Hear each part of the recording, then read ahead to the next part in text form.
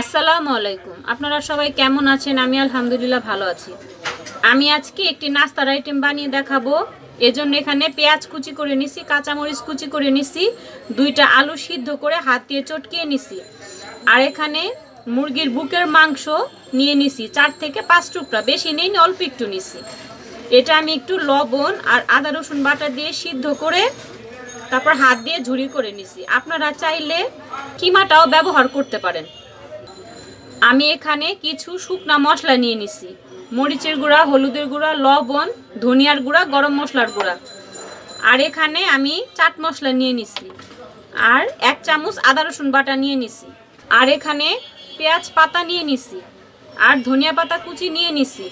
এখন আমি নাস্তার জন্য যে চিকেনের পুরটা লাগবে সেই চিকেনের পুরটা এখন আমি রান্না করে নিব। চুলায় আমি একটি কড়াই বসিয়ে দিলাম আর পর্যাপ্ত পরিমাণ তেল দিয়ে দিছি। এখন সেই পেঁয়াজ কুচিগুলো আর কাঁচামরিচ কুচিগুলো আমি দিয়ে দিতেছি। তেলটার সাথে পেঁয়াজ আর কাঁচামরিচটা আমি একটু ভেজে নিতেছি। অনেকে আছেন যারা আমার চ্যানেলে রান্নার ভিডিওগুলো প্রতিদিন দেখেন কিন্তু এখনও আমার চ্যানেলটি সাবস্ক্রাইব করেননি। প্লিজ আমার চ্যানেলটি সাবস্ক্রাইব করে আমার পাশে থাকবেন। আর আমার রান্নাগুলো যদি আপনারা প্রতিদিন দেখতে চান তাহলে সাথে যে বেল বাটন আছে বেল বাটনটি অন করে রাখবেন। আমি রান্নার ভিডিও দিলে আপনাদের কাছে নোটিফিকেশন চলে যাবে। এখন সেই আদা রসুন বাটাগুলো দিয়ে দিলাম,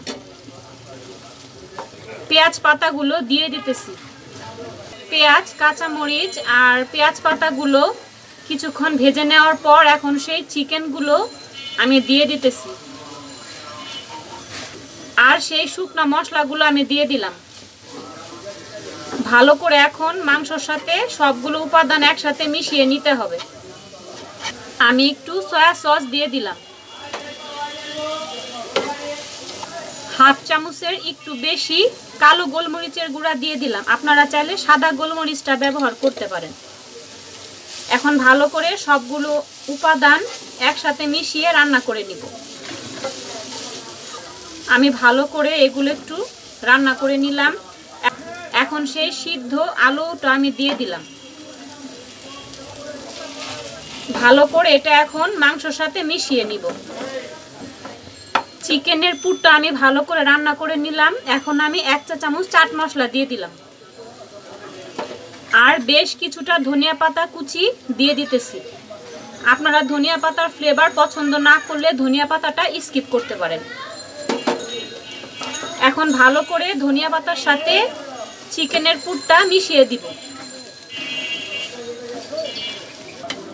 চিকেনের পুরটা আমার ভালো করে রান্না করা হয়ে গেছে।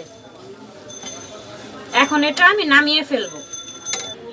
অন্য একটি বাটিতে আমি বেশ কিছু বাঁধাকপির পাতা নিয়ে নিছি। বাঁধাকপির পাতাগুলো আমি এভাবে ছাড়িয়ে নিছি। আমি আজকে বাঁধাকপির রোল বানাবো, এই জন্য এই বাঁধাকপির পাতাগুলো এখন আমাকে সিদ্ধ করতে হবে। আমি একটি পাত্র বসিয়ে দিলাম আর এখানে পর্যাপ্ত পরিমাণ পানি দিয়ে দিছি। এখন পানিটা ফুটে আসলে আমি সেই বাঁধাকপির পাতাগুলো সিদ্ধ করব আর কি একটু ভাপ দিয়ে নিব।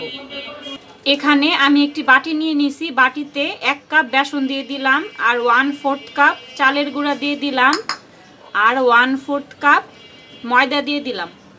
এখানে পরিমাণ মতো লবণ দিয়ে দিলাম আর মরিচের গুঁড়া দিয়ে দিতেছি আর একটু হলুদের গুঁড়া দিয়ে দিলাম। আমাদের বেগুনি আর আলু চপ ভাজার জন্য যে বেসনের একটা ঘন ব্যাটার তৈরি করতে হয়, আমি এখন পর্যাপ্ত পরিমাণ ঠান্ডা পানি দিয়ে নর্মাল একটি ঘন ব্যাটার তৈরি করে নিব। পানিটা আমার বলক চলে এসেছে। এখন আমি সেই বাঁধাকপিগুলো আমি সব দিয়ে দিতেছি।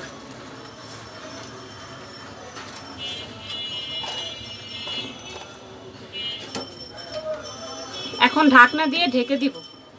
পাতাগুলো আমার দেখেন সিদ্ধ হয়ে গেছে, পানিটা ঝরা দিব আর কি। বাঁধাকপির পাতাগুলো দেখেন আমি এভাবে করে সিদ্ধ করে নিছি।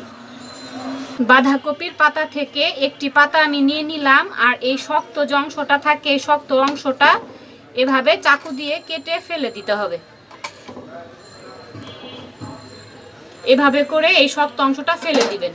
আর আমি যে চিকেনের পুরটা রেডি করে নিয়েছিলাম সেই চিকেন পুর থেকে একটু পুর নিয়ে আমি এভাবে লম্বা শেপ দিয়ে দিতেছি। চিকেনের পুরটা আমি লম্বা শেপ দিয়ে দিতেছি। দেখেন আমি কিভাবে ফোল্ড করে দিতেছি। এই 2 পাশ থেকে ভাঁজ করে দিয়ে এভাবে করে ফোল্ড করে দিতে হবে। এখানে কিন্তু ভয় পাওয়ার কোনো কিছু নাই, এটা কিন্তু খুলে যাবে না যেহেতু পাতাগুলো সিদ্ধ করা হয়েছে। ব্যাস এভাবে করে আমি সবগুলো নাস্তা বানিয়ে নিব। দেখেন আমি এভাবে করে সবগুলো বাঁধাকপির রোল বানিয়ে নিছি। আর আমি যে সেই বেসনের গোলাটা রেডি করে নিছিলাম, দেখেন বেসনের গোলাটার ঘনত্ব এমন হবে, বেশি ঘনও হবে না বেশি পাতলাও হবে না। এখন এই বেসনের গোলার মধ্যে সেই বাঁধাকপির রোলটা চুবিয়ে আমি তেলে ফ্রাই করে নিব। চুলায় আমি একটি ফ্রাই প্যান বসিয়ে দিছি আর পর্যাপ্ত পরিমাণ তেল দিয়ে দিছি। তেলটি আমার গরম হয়ে গেছে। এখন সেই বাঁধাকপির রোলগুলো আমি বেসনের গোলার মধ্যে এভাবে ডিপ করে চুবিয়ে আমি তেলে ভেজে নিব।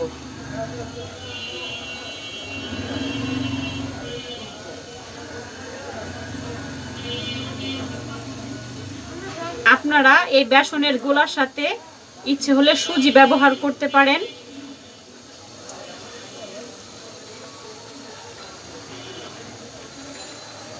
বাঁধাকপির রোলগুলো আমি হালকা গোল্ডেন ব্রাউন কালার করে ভেজে নিব। আমার রান্নাগুলো যদি আপনাদের কাছে ভালো লাগে প্লিজ আমার রান্নার ভিডিওর নিচে কিন্তু একটি লাইক দিয়ে দিবেন। আর আমার রেসিপিগুলো আপনাদের কাছে কেমন লাগে প্লিজ আপনারা কমেন্ট বক্সে একটু কমেন্ট করে জানাবেন।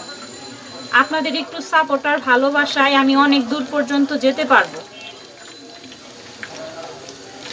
আমি যে বেসনের মিশ্রণের সাথে চালের গুঁড়া আর ময়দা ব্যবহার করলাম, আপনারা ময়দার পরিবর্তে কিন্তু সুজি ব্যবহার করতে পারেন, কিন্তু চালের গুঁড়াটা অবশ্যই ব্যবহার করতে হবে, তাহলে ক্রিস্পি হবে আপনার নাস্তাটা, একদম মচমচে হবে বাঁধাকপির রোলগুলো।